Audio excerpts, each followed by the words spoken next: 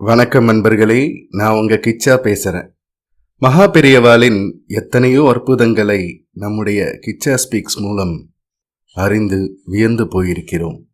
மருத்துவ ரீதியிலான அற்புதங்கள், மக்களை ஏழ்மையிலிருந்து மீட்டெடுத்த அற்புதங்கள், சாவின் விளிம்பிற்கே சென்ற எத்தனையோ ஆத்மாக்கள் மீண்டு உயிர் பெற்ற அற்புதங்கள், இன்னும் எத்தனையோ அடுக்கிக் கொண்டே போகலாம். நாத்திகர்கள் மகா பெரியவாளின் நொடிப்பொழுது பார்வையில் ஆத்திகர்களாக மாறிய அற்புதங்களையும் நாமெல்லாம் அறிவோம். அப்படி ஒரு நாத்திகர் நொடிப்பொழுதில் ஆத்திகராக மாறிய சம்பவம் தான் இப்ப அனுபவிக்க போறோம். வாங்க நாமெல்லாம் ஒன்னா அந்த அற்புதத்துக்குள்ள நுழைவோம். அதுக்கு முன்னாடி நம்ம சேனலை சப்ஸ்கிரைப் பண்ணாதவங்க கண்டிப்பா பெல் ஐகான் கிளிக் பண்ணுங்க, சப்ஸ்கிரைப் பண்ணுங்க. கடவுள் இல்லை என்று மற்றவர் சொல்வதை நம்புவதற்கு முன் நாம் உண்மையை புரிந்து கொண்டு நம்ப வேண்டும். ஏனென்றால் ஒரு நாள் கடவுள் முன் நின்று தலைகுனியும் நேரம் வரும். சென்னை தியாகராய நகரில் வசிக்கும் மகா பெரியவாளின் தீவிர பக்தர்களுள் ஒருவர் ராஜம்மாள் தம்பதியினர். இந்த தம்பதிக்கு சுசீலா என்ற ஒரு பெண். இந்த பெண்ணும் அதிதீவிர மகா பெரியவா பக்தர்களில் ஒருவர்.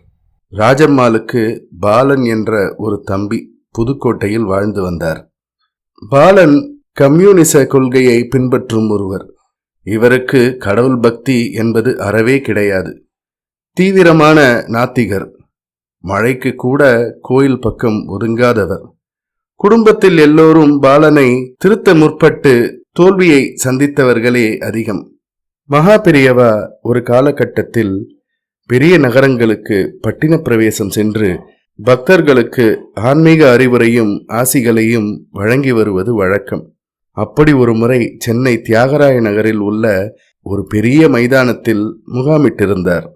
மகா பெரியவாளின் வருகையை கேள்விப்பட்டு தான் சென்று தரிசனமும் ஆசீர்வாதமும் பெற்றுக்கொள்ள விரும்பினார் ராஜம்மாள். ஆனால் தன்னுடைய உடல்நிலை ஒத்துழைக்காததால் தன்னுடைய பெண் சுசீலாவை அனுப்பி தரிசனம் செய்ய சொல்லலாம் என்று நினைத்தாள். ஆனால் துணைக்கு சுசீலாவுடன் செல்ல ஒருவருமே இல்லை. தன்னுடைய தம்பி பாலனை துணைக்கு வைத்து தன்னுடைய மகள் சுசீலாவை மகா பெரியவாளை தரிசனம் செய்ய அனுப்பிவிடலாம் என்று நினைத்தாள் ராஜம்மாள். இங்கு தம்பி பாலனை பற்றி சொல்லியே ஆக வேண்டும். கடவுள் நம்பிக்கை இல்லாத பாலன் தன்னுடைய அக்கா பேச்சை ஒருபொழுதும் தட்டமாட்டார். மறுவார்த்தை பேசாமல் சொன்ன சொல்லை தட்டாமல் செய்து விடுவார், கடவுளை நம்புவதை தவிர. அக்கா ராஜம்மாள் தன்னுடைய மகள் சுசீலாவை அழைத்து கொண்டு மகா பெரியவா தரிசனம் முடித்து கூட்டி வா என்று கட்டளையிட சிரமேற்கொண்டு செய்ய தொடங்கினார் பாலன். போகும் வழியில் பாலன் சுசீலாவிடம் சொல்லிவிட்டார், இதோ பார் சுசீலா, எனக்கு கடவுள் நம்பிக்கையெல்லாம் சுத்தமா கிடையாது. என் அக்கா சொன்ன ஒரே காரணத்திற்காக நான் உன்னுடன் வருகிறேன். என்னை கீழே விழுந்து வணங்கச் சொல்வது இதெல்லாம் வைத்துக் கொள்ளாதே. நீ தரிசனம் செய்து முடித்த கையோடு உன்னை அக்காள் ராஜம்மாளிடம் ஒப்படைத்துவிட்டு நான் என் பாட்டை பார்க்க கிளம்பிடுவேன், சரியா என்று சுசீலாவிடம் பாலன் சொன்னார். சுசீலாவும் சம்மதித்தாள். சிறிது தூரம் நடந்து சென்ற பின் மகா பெரியவா தங்கியிருக்கும் அந்த மைதானம் வந்தது. ஒரே கூட்டம் இருக்காதா என்ன? மகா பெரியவா வந்திருக்கிறார்கள் என்றால் சுற்றி இருக்கும் ஊர்களிலிருந்தும் பக்தர்கள் கூட்டம் அலைமோதும் என்பது எல்லோருக்குமே தெரிந்த விஷயம். மகா பெரியவா தங்கியிருந்த மைதானத்தில் நீண்ட நெடிய வரிசை. பாலனும் சுசீலாவும் வரிசையில் கடைசி ஆட்களாக சென்று நின்று கொண்டனர். பாலனுக்கு கோபமாக வந்தது. இன்னும் எத்தனை நேரம் இந்த வரிசையில் நிற்க வேண்டுமோ என்று தன்னையே நொந்து கொண்டான்.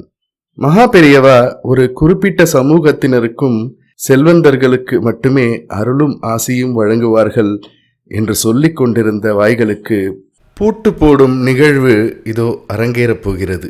பாலன் கோபத்தின் உச்சியில் இருந்தபோது படகு போன்ற ஒரு கார் வந்து நின்றது.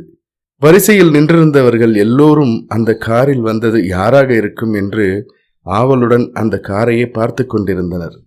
ஒரு பெரிய செல்வந்தர் நெஞ்சு நிறைய சந்தனத்தை பூசிக்கொண்டு கையில் ஒரு வெள்ளி குடத்துடன் வரிசையில் நிற்காமல் நேராக உள்ளே சென்றார். இதை பார்த்த பாலன் கோபத்தின் உச்சிக்கே சென்று விட்டான். சுசீலாவிடம் சொன்னான், இதோ பார் சுசீலா, இங்கு கடவுள் பெயரை சொல்லிக் கொண்டு பணம் பண்ணுகிறார்கள். வெள்ளி குடத்துடன் வந்தவனுக்கு நேராக உள்ளே நுழையும் உரிமை. நாமெல்லாம் கால் கடுக்க நிற்க வேண்டுமா? இதற்குத்தான் நான் இந்த மாதிரி இடங்களுக்கெல்லாம் வருவதே இல்லை என்று சொல்லி சுசீலாவை கோபித்துக் கொண்டார் பாலன். சுசீலா பாலனை கொஞ்சம் பேசாமல் வரும்படி கெஞ்சினாள். சுசீலாவும் பாலனும் தங்களுடைய முறைக்காக வரிசையில் நின்று கொண்டிருந்தனர். இன்னும் 10 பேர்தான் இவர்களுக்கு முன் நின்று கொண்டிருந்தனர். சுசீலாவும் பாலனும் மகா பெரியவாளை நெருங்கிக் கொண்டிருந்தனர். இன்னும் 2 பேர்தான். இவர்களை அடுத்து சுசீலாவும் பாலனும் தரிசனம் செய்துவிட்டு வீட்டிற்கு செல்ல வேண்டியதுதான். சுசீலாவும் பாலனும் இருவரும் மகா பெரியவாளின் முன் வந்து விட்டனர். சுசீலா மட்டும் விழுந்து வணங்கி பிரசாதத்தை வாங்கிக் கொண்டு நகர்ந்தாள். பாலன் லட்சியமே இல்லாமல் மகா பெரியவாளை தாண்டிச் சென்றார்.